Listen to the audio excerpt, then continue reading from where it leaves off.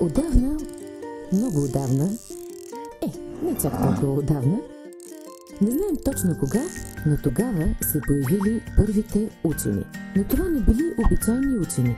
Те оставили своя ум да отихне.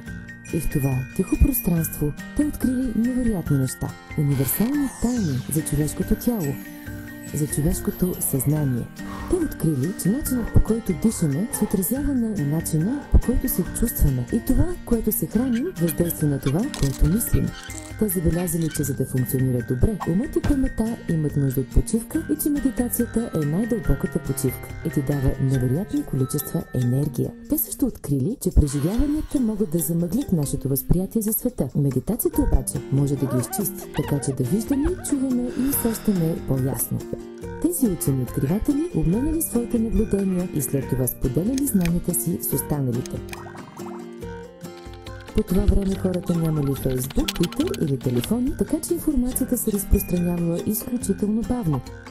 От останалостта и от група на група. С течение на времето това, което откривателите били научили, се изгубило или било криво разбрано, докато тези, които били в най-дълбока медитация, успели да преоткрият тайните и да ги възстановят. Медитацията е универсална, точно като спагетите. Нека да се върнем в наши дни. Хора, които търсили по-дълбок смисъл на живота, пропътували света, докато открили, че някои от най-големите откриватели живеят в Индия. Търсещите откриватели задавали въпроси и открили нещо важно, след което започнали да го споделят. Какво би станало, ако всички имаме по-спокоен и ясен ум? Бихме могли да учим по-малко и да имаме по-добри резултати. Или да тичаме по-бързо, да бъдем по-умни, по-добри, по-силни, по-мъдри.